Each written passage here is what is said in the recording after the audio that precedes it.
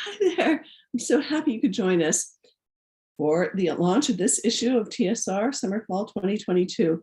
Thank you for coming. So great that you have taken this time. Gosh. So a few notes about this particular issue. As you can see, the front cover is wonderful collages, which are inside as well. And I'm going to be talking to you about this back cover in a second. But most importantly, you are going to be hearing this evening from Amy Hempel, our extraordinary fiction editor, who reads, talks to writers, thinks about what prose is needed in each issue, and your person's service always. In terms of the fiction she's chosen for this issue, there's Lee Clay Johnson's extraordinary return route, which leads off the pages with characters who literally cannot help but put everything on the line. In this issue too, you'll see Carrie James Snyder's A Little Bruce. It's a head-snapping recount of a practical joke gone extraordinarily wrong. And then Magdalene Brandeis's Roommate Wanted Vegetarian Share, an excerpt from her novel. You won't believe the surprises that will be coming at you, and yet readers will nod and say, oh, of course. I so enjoy learning about Michelle Whitaker's process, and you'll be hearing from Michelle in a second, as poetry editor. She reads a work, she reads it again, she thinks about what she's read, she listens to the musicality of the poems, she thinks again about the entire constellation of works and how they will align. Then she does it all again. She is a concert pianist, and her training, her devotion to etudes, to practice is foremost in her devotion to being an editor. This evening, you'll hear from a few of the poets whose work she has chosen. Kimberly Cruge, Octavio Quintanilla, and Joe Blair Cipriano.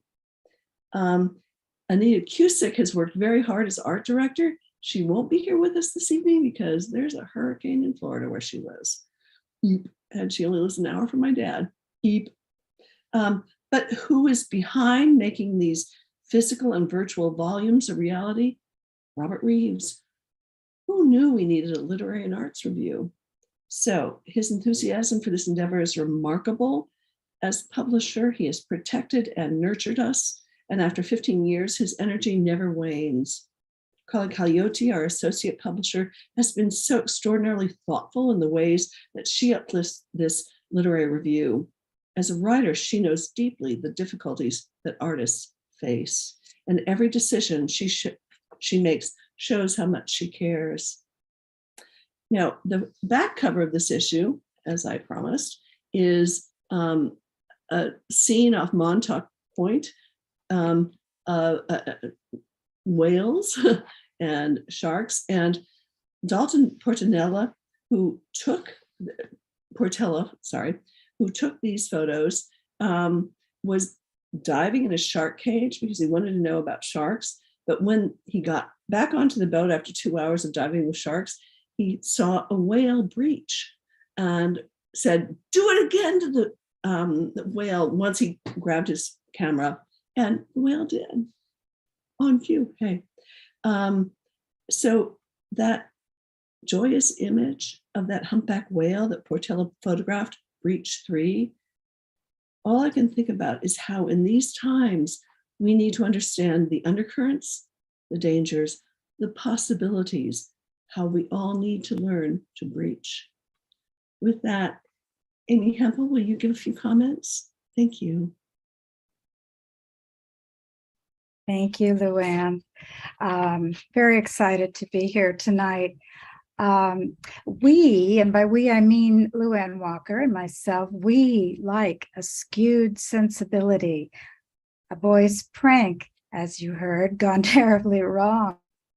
We like speech we haven't heard before, menace that turns to violence, assured storytelling that creates and sustains suspense, recollection of a freer time, socially, sexually, all chosen and published with Luann's impeccable sense of story and narrative, her enthusiasm for putting forward voices that are memorable and worth rereading.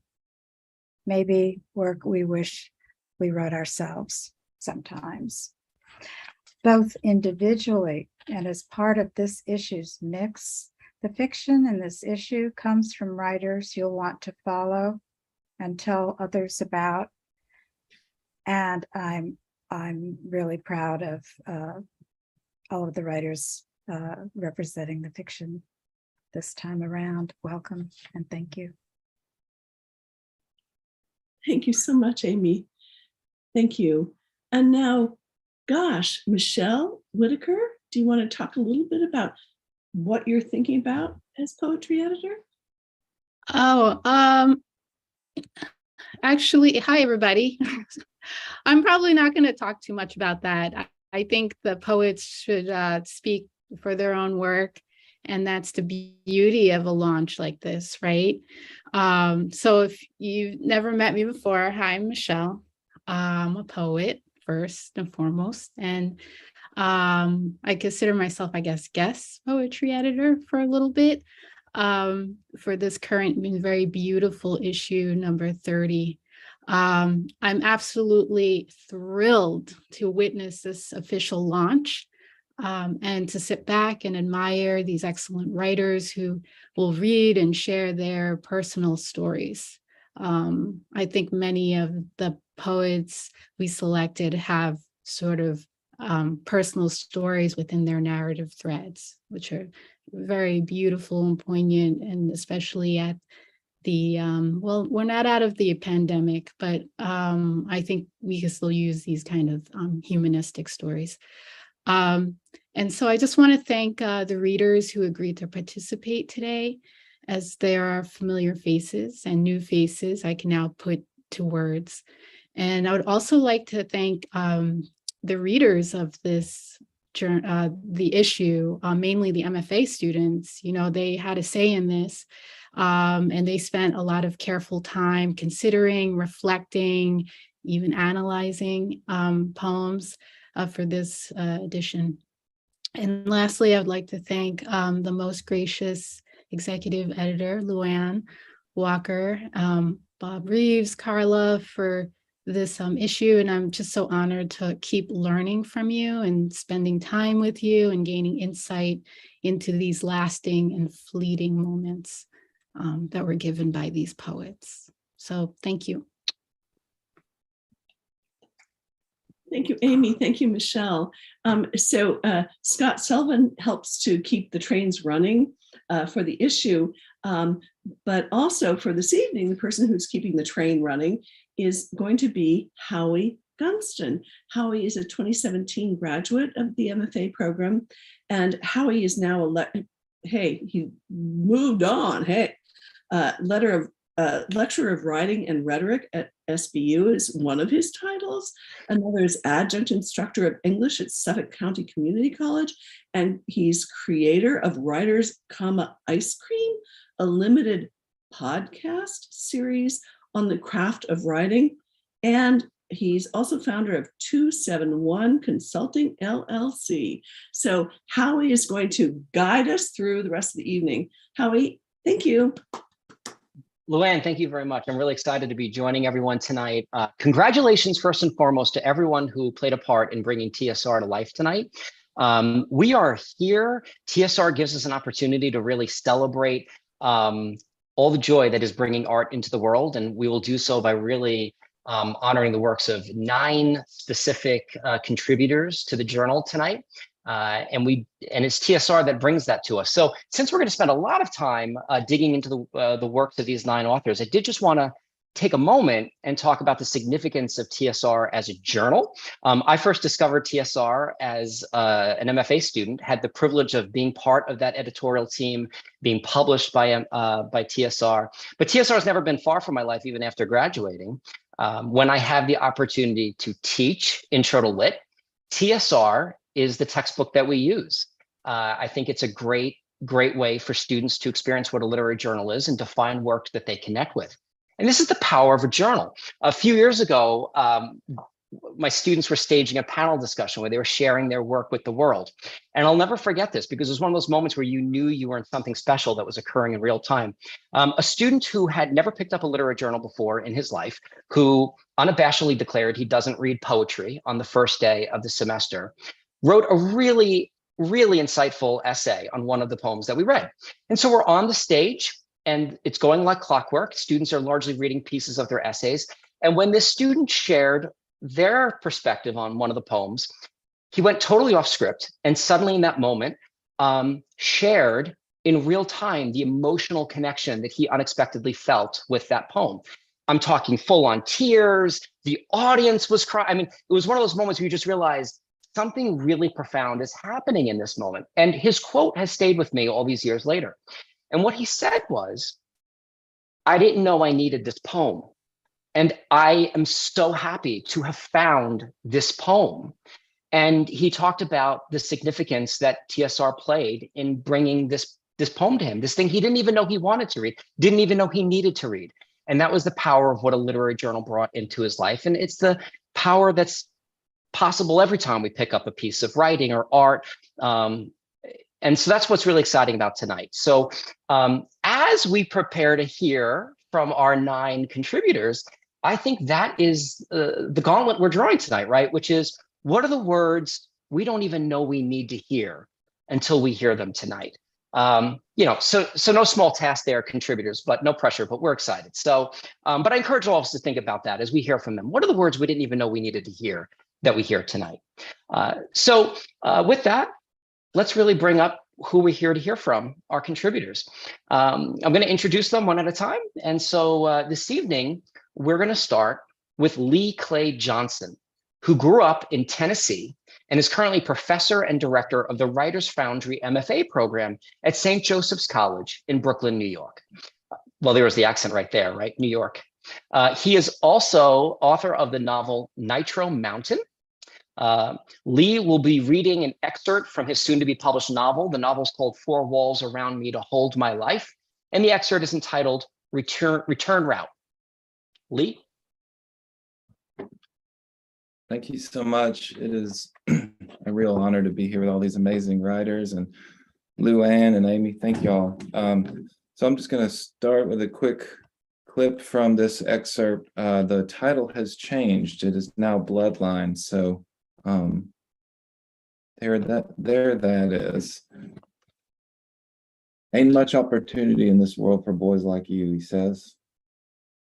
Son is lying on the passenger side bucket seat beside him, wearing a grocery bag for a diaper, listening. They all slept here last night in the van beneath a line of hackberry trees. Now it's near dawn and the sky is the color of a bruise. Some kind of sticky insect shit lacquers the windshield. Gas gauge marks low, but that could be the incline they're parked at. The side door is slid open to the woods, and the father can see his wife standing out there, half vanished in the morning mist, showing the older brother where to take a piss. Careful, she says, not on the cattle fence, honey. We don't need no electric lemonade, the father calls. He's doing fine, she says. The baby crunches his face for a cry, and the father says, you got your mama's sense of humor, you know that. Everything they own is packed into the van. Bumper stickers cover their rear windows to keep folks from spying in. On the father's shirt is an image of the old battle flag peeking from his low-buttoned flannel. He turns the ignition to battery mode and the digital clock blinks 7 a.m. He jogs the radio for some talk he can relate to, but it's all happy-go-lucky shit that isn't telling the truth. Get this close to Nashville and everybody's singing zippity-doo-dah, oblivious to what surrounds them. Sawmill hadn't hired him yet. That's because he didn't have time to apply. He was selling used cars up in Lexington, where he was born and hardly raised, at a place called Paradise Motors, when one afternoon, was it just yesterday, his boss accused him of having memory problems, claimed he couldn't remember stuff he'd done 5 minutes ago, like leaving keys in car ignitions, not calling customers back, stuff like that. Father explained to his boss his condition had an official medical term, thank you very much. It was called far-memoried, kind of like far-sighted, but with memory. And one of the symptoms was that historical events, especially those of the heroic and violent variety, were constantly bumping up against his present. so much so that it was difficult for him to hold on to the more recent things that didn't matter much anyway. This job, for example. The hell are you talking about? His boss said. Wait right there and I'll show you, the father said. He walked back into the cinder block office, punched a code into the little safety deposit box, which opened on soundless hinges, grabbed a zipped up bank bag full of cash. He came out the front, waving it at his boss, and got into his van. Dared the fucker to even think about getting the law involved. Every one of those damn cars in that damn lot was illegal to some degree. Fake titles, manipulated odometers, and the father knew this because he'd done much of the rigging himself, right under his boss's watch. While driving home, he counted the bills between his legs with the windows rolled up so the money wouldn't fly away. It didn't amount to much, but it was enough for leaving. Thank you. Lee, thank you so much. Thank you so much. Next up, we have Bobby Craist, a writer, editor, and teacher. He holds an MFA from Stony Brook and a BA from Berklee College of Music. Bobby will be reading a piece of short fiction entitled Travel Agent. Thanks, Howard. Thanks for everybody for allowing me to be a part of this. This has a little section about Florida in it. If you have people in Florida, my thoughts are with you and them. All right, this is Travel Agent. Billy Barton decided that his dad would have been a travel agent. As the job became extinct, his dad would have adjusted gracefully. One evening, Billy's dad would have spread out his old travel brochures on the living room carpet. It would have been after he and Billy had just finished eating a tray of Stouffer's lasagna. He would have told Billy, now Arizona has a beautiful sunset. Look at the canyon's shape. Light falls into the mile deep mortar and pestle and mixes up God colors the human eye can't understand. Billy would have picked up another brochure and asked, what about Hawaii's sunset? It looks like a giant purple comforter being thrown over everybody. Billy's dad would have agreed and then showed Billy a brochure of Florida. Now, sunsets in the Keys smell like molasses and suntan lotion. And you can fall asleep on lawn chairs while dried sugarcane stalks fan the day off your skin. Then Billy's dad would have leaned in with secret knowledge. But the best sunset in the country is Leonard Gordon Park and the Jersey City Heights. And Billy would have laughed. New Jersey? Yeah, his dad would have insisted.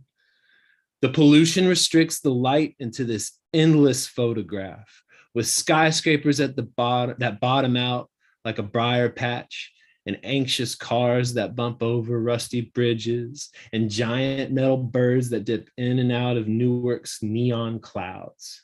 New Jersey has the most honest sunset in America. And Billy would have asked, how can one sunset be more honest than another? And Billy's dad would have said, it makes the folks who see it more honest. Billy looked down at the emptying tall boy in his hand. He looked back up at a plane rising over a chain-smoking factory. Billy followed that plane until his eyes lost it in a toxic cloud on the other side of the sky. And he finished the tall boy and laid down on the park bench. Thanks. Thank you, Bobby. Thanks for reading. I'd like to welcome to our Zoom microphone now, Michelle Matriciani, the author of Whole, How I Learned to Fill the Fragments of My Life with Forgiveness, Strength, Hope, and Creativity and Drop the Act. It's exhausting. Matriciani is studying for her MFA at Stony Brook and has 2 ball player sons. Michelle will be reading a personal essay entitled The Case for the Second Mom. Michelle?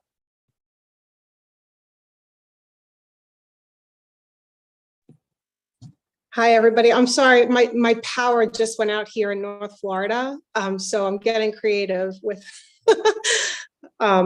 reading from actual TSR with a flashlight.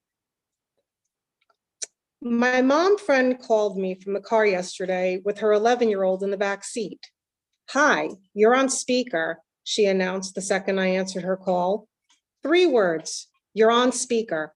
Our mom code for no F-bombs, no smack talking about the husbands, no mention of being hungover or disparaging remarks about our bodies, the school district, yesterday's social studies reading, nuclear war, vaccinations, mandates, passports, state exams, dying grandparents, the birthday party invitation we hid behind the litter box, home PCR tests, or where we wore pot gummies.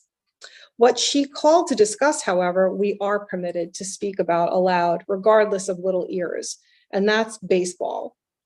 Josh, tell Mrs. Rotino what you told me just now, Vicky instructed her tween outfielder, my younger son's best friend since pre-K.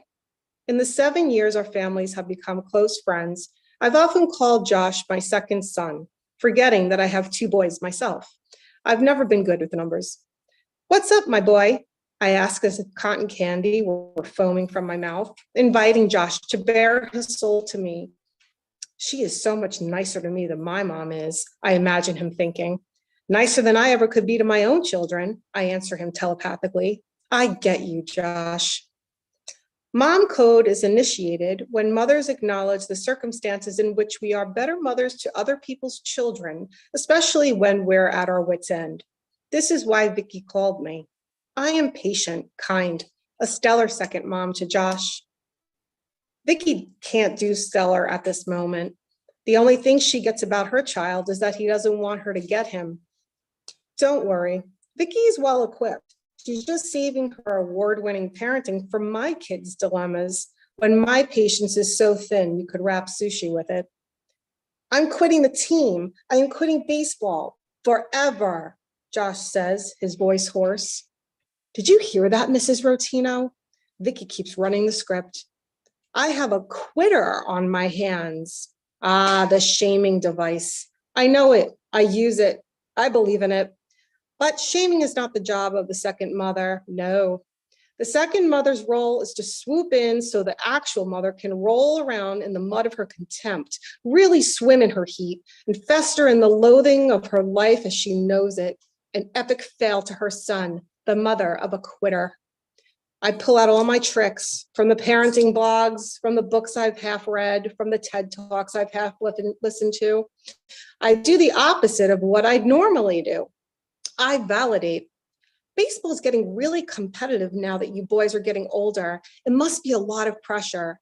I commiserate. You know, I once had a boss who threw a letter opener at me. You must have felt like that when the coach yelled. I motivate.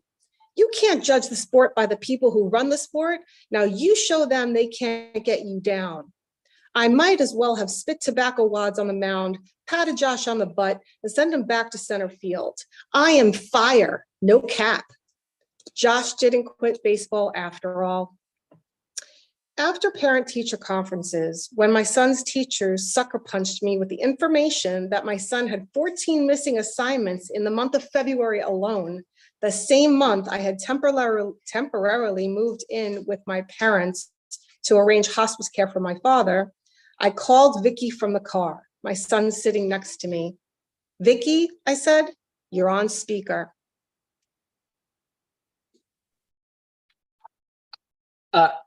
Michelle, I mean, I don't even know what to say. If there was an award for persevering through a reading, I mean, I think that is worth another round of applause right there. Thank you so much for joining. Obviously, everyone on the Zoom is thinking of you right now in Florida.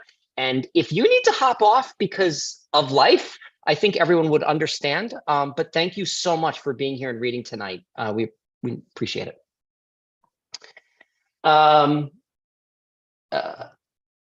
Likely not reading by flashlight this evening is Octavia Quintanilla. A former poet laureate of San Antonio, Texas, Quintanilla is the author of the poetry collection, If I Go Missing. He teaches literature and creative writing in the MA, MFA program at Our Lady of the Lake University in San Antonio. Octavio will be reading the poem, Remember. Hi, everyone. I'm going to read this poem. Thank you, Luann and Michelle, for taking my work. And it's, I'm not going to say much about the poem, but it's part of my new collection that I just finished, revised, and I hope to start that process. It took about 8 years to write. Remember. How the day loses a daughter every night, only to not remember her in the morning. Why, I can't say. Yet, it is as true as two zeros canceling each other out in an equation I've written 1,000 times. I will keep writing it till I hear my heart at peace, till I hear its terror bend its back to bow and kneel at its feet, like I've seen men kneel before women in romance movies. Here, I must stop and ask forgiveness, for I must travel through this world without knowing what it means to sail east, fly north, train west, or bus south. I am losing the meadows of my native land, and I ask myself, what land is my native land? My children will never know how my tongue itches to speak to the dead, speak to those who took the accents of the past I memorized and got them filed in the regions of their new country. They will never return to usher me along the forgotten trails. They will never say, that day you fell from the skinny branch of a tree and your father lifted you like a wounded bird in his arms and carried you to bed. They will never say, you were an obedient boy. You owned a red bicycle, a hand-me-down, and you were happy sometimes. You were sad too when you had no will to invent your own happiness. Even here, words don't say enough about who I think I was before I became. I wish I could forget everything, even how I got here and how I brought you to this point of my story, knowing full well that soon you'll remember nothing. Thank you. Thank you so much. Thank you very much for sharing with us, Octavio. All right, let's bring up next Merrill Branch McTiernan. Branch McTiernan has published fiction in the Brooklyn Rail and nonfiction in Shalor Magazine, Ritual Well, and Huffington Post Women. She had 2 monologues published in Men's Comedic Monologues that are actually funny. Branch McTiernan will be reading a piece of creative nonfiction, Benedict. Hi there. I wrote this piece in Amy Hempel's class, and I'm so glad that it found a home here and to see Amy again. Could you call yourself a filmmaker if you never made a film? Was it simply a state of mind, something you were born into, like being a Jew, where you could just say, sure, but I don't practice? Or did you actually have to practice? I considered this in the lift on the way to the filmmakers brunch at the Park City Hotel. Molly had snagged a pass for me. A cinematographer she knew had left Sundance to go back to Mumbai, where her grandmother was dying. And now I was not just posing as a filmmaker, I was an Indian filmmaker. I don't look anything like Divya Dasgupta, I said. It's winter, she said. Everyone's a couple shades lighter. Nathan was a filmmaker in the sense that he had made films, 2 before he made me and 1 while he was with me. But he ended up taking his name off the movie he directed during the year we spent dark hours together. They re-edited it after he had his breakdown and got evicted. The work was no longer his voice. It made sense that he would erase himself from the project. He decided to erase that whole year. He might erase me if he could, but I was unerasable. You could spend all day rubbing me out with the red nubby foot on a number 2 Ticonderoga and I'd still be there. You could scratch a hole right through the paper and I'd remain. At the brunch, there were grits and sausages and muffins and eggs Benedict. They had inexplicably run out of hollandaise sauce for the Benedict, and the waitstaff was extremely apologetic. I was nonplussed. Who decided it was a good idea to douse eggs in egg sauce? Nathan's second film had debuted at the LA Film Festival 6 months before he met me. He'd brought his at the time girlfriend. He never referred to his girlfriends by their names, just my first girlfriend and my second girlfriend. I'd gone through all the pictures that the internet had of him and found her standing next to him on the red carpet. I found your girlfriend, I told him. She's very pretty. My tall actress girlfriend, he said. I'd been auditioning for the role of third girlfriend, but he ended up giving the role to someone younger. At the Bloody Mary bar, a girl with a leather vest asked me if I was a filmmaker. I'm a writer, I said. A writer-director, she asked. I have zero interest in directing, I told her. I could never let anyone else direct my work, she said. Why not, I asked. I fucked this thing into existence with my own penis. Am I just going to be some deadbeat dad, miss the pregnancy, miss the delivery? I don't think so. I never thought of it that way, I said. I took a bite of my eggs Benedict, perfectly fine without the egg sauce. Thank you. Thank you very much, Meryl. Thank you. Next up, let's invite Kimberly Kruge. Kruge is joining us from Mexico, where she is founder of Kamala Haven, a retreat for writers. A writer and translator, she is the author of There's Something They're Not Telling Us and Ordinary Chaos from Carnegie Mellon University Press. Her work has appeared in Plowshares, AGNI, and the Missouri Review. Kruge will be reading a piece of poetry, Astronomy. Hi, everyone. Thank you so much for taking the time to be here tonight, and thank you to the organizers of this event and the magazine in general. This poem is entitled Astronomy. Astronomy. My sister's sun brings us the planets. Do you want Saturn, Mercury? Somehow the Earth, which he will tell you is small, has made its way across the room. The sun, which he will tell you is a star, is under the table. We ask him to get us Earth, tell us the continents relative in space. He points to one, then me, says you live there. And I do, not there, but I do. He uses a light device to project the universe on the ceiling, flips slides, greater, lesser moons. He and I improvise what we call the music of stars. Ethereal chords I play as he bangs a rhythm that to me sounds nothing like stars, but to him is a star. I have a question for you. Yes, you in the back. How many Earths could fit into the sun? This is not the real question, but the answer is 1.3 million. Even the toddler could tell us that. In silence, my sister and I share a fear, the black hole that is opening the living room. Thank you.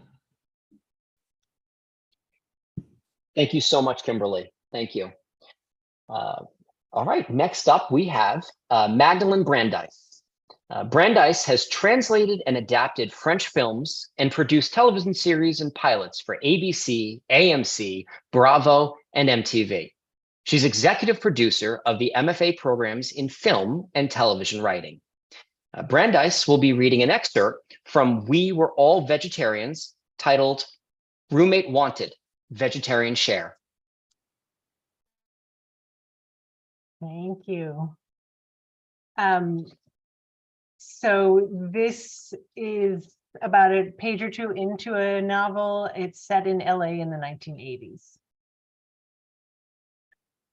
When I pull back from our three-way kiss, neither of them seems surprised by what just happened. I am. I'm very surprised. Wow, I say, you guys taste like nerves. I notice I'm blinking a lot. I offer us again our water glasses, and again we drink. It comes to me that I have terms, and if I have them, I have to say them. I'm in the middle, I say, startling myself. No one touches anyone but me. They laugh, both of them, from low in the chest, the cough of disbelief. I know it sounds selfish. It is selfish. I know that, but I can't do this any other way. I sit back, ready to leave. I mean it. Please let this be mine. I wait for the request to land, for the dam to take hold against the current of what we've already started. When it does, they look at each other and back at me and nod. Yay. For this unwanted child, for this loved but unwanted child, for this well-raised but unwanted child to be the object of the desire of both a man and a woman is like ripping the limiting fabric of reality and realizing the expansive universe within our reach. Except for the taste of nerves, armpit and oil and lemonade, this kissing will lead to the most gluttonous and happily sensual experience of my entire life. If only this moment could play on repeat, like It's Just the Way It Is, Some Things Will Never Change, the Bruce Hornsby song that wafts in from Freddie's boombox down the hall. Lying fully clothed with Berlin on my left, his big dry hands safe and familiar, and Drew on my right, her hot little hands wet with intention. No one touches anyone but me. I am, as I have insisted I be, the absolute center of their affection. I feel like a baby, I say. I feel like you're my mom and dad, and I'm finally getting the attention I always wanted. And you're our good little girl, Berlin says, ready to play my big daddy. You're our very good little girl, Drew says, delighted to play along at mommying me. Clothes get loosened, pushed down, pulled up. I stop them before they peel them off. They kiss and rub and stroke me and look into my eyes and tell me they love me and I'm beautiful and very special. They wrap their legs around me, my thighs, bone hard on one side, wet hot on the other, hands everywhere. 1, 2, 3, 4. Me adored in the middle. Thank you. Thank you, Magdalene. Thank you for reading this evening. All right, let's welcome now Joe Blair Cipriano. Cipriano is a 2019 Brooklyn Poets Fellow whose work has been published in The Rumpus, Copper Nickel, Diode Poetry Journal, Anley, and Yes Poetry. She is the winner of the 2021 Brooklyn Poets Poem of the Year Award and was shortlisted for both the 2021 Frontier Magazine New Voices contest and its 2021 Industry Prize. Cipriano is joining us this evening from Tucson. Cipriano will be reading a poem called Coming Home. Welcome, Joe. Thank you so much. Thank you all for inviting me and for choosing this poem. This is a poem I wrote for my uncle Guido. We were extremely close and he died by suicide in December. And he left this book on his nightstand and I still have it, but he left it with a bookmark in it. So this is like as far as he had gotten. And I still haven't managed to read past it, but the beginning of this poem, there's an excerpt that starts the poem and it's the last line that he had read that's in this book. So this is Coming Home with an excerpt from We Were Made for These Times. Quote, he said that practicing mindful walking for several hours a day helped him heal and come out of that depression. Chiara Jewel Lingo. The chapter ends, my uncle in a labyrinth.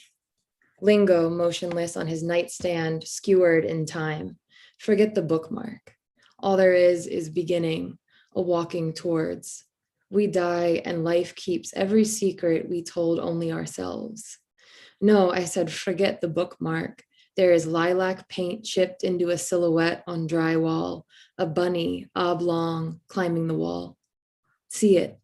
The shape I traced on my thigh long after the house was gone. The shape I traced against a stranger's back while he broke into me, my childhood, making way for its own burial. Some people just know where the impossible begins. My uncle, a Dharma teacher, collected skulls, red string, incense. He pulled me out of one ending, another, and then. All there is beginning. My uncle left me on page 44 of 10 lessons from moving through change, loss, and disruption. I've stopped reading it. Can't bear to live beyond the randomness of a final sentence. Listen, some mornings I hear bunnies in the yard. They smell of incense. We're all skewered in time. There is no right beginning. The chapter ends, my uncle in the kitchen scooping ice cream. The wall behind him doesn't know his pain. He is laughing, laughing. We don't look up the stairs. Thank you. Thank you, Joe. Thank you. Thank you. Bringing us home this evening is our ninth reader, Carrie James Snyder. A recent graduate of the Bennington Writing Seminars in Vermont, A Little Bruce is his second published short story. His first, The Bird, has just appeared in Cleaver magazine. He's joining us from Philadelphia, where he teaches English at Friends Central School during the day. By night, he plays music in the folk duo, The Younger Brothers. Carrie James Snyder will be reading a short story entitled A Little Bruce. Thanks so much, Howard. And thank you so much, Lou Ann Walker, and a big thank you to Amy Hempel. I wouldn't be here without her. And thank you for everyone who read before me. So beautiful and moving. This story is called A Little Bruce. Xander came up with the idea to put flour into our mother's blow dryer. He was 2 years older and in the fall would leave to live with my father. So pretty soon I was cradling a big paper bag of flour and following him into the bedroom. We crept past my mother and Richard sprawled out on the California King. That year was a series of practical jokes, and by the summer, the tenor had reached its fever pitch. We were up in Connecticut at our new summer house. Really, it was Richard's house, our mother's boyfriend. We blamed her for this. We complimented his looks constantly. The first morning, Xander and I were in the kitchen watching Sports Center when Richard came in. He said, "Good morning," and Xander hit him with 2 thumbs up and a "nice hairdo, Richard." Richard fumbled around with the coffee pot before leaving empty-handed. It was kind of sad, but when I locked eyes with Xander, we laughed until we fell from our chairs. Richard was bald. 2 weeks into the vacation, it had gotten to the point where Richard wouldn't really talk to us anymore, but sent messages through our mother. "Richard wants you to respect his house," she said, as we were eating pizza on the white couch in the den. She was pretty, so I'd been told by my friends, and in many circumstances could be quite imposing and get her way. Through the glass doors, I saw Richard sitting at his desk in the living room, glowering at some computer paper, pretending not to be interested in the message he was sending us via his messenger. Xander spoke directly to Richard and called out in this very childlike tone, "Richard, please?" Richard turned his head slightly as if he had remembered something.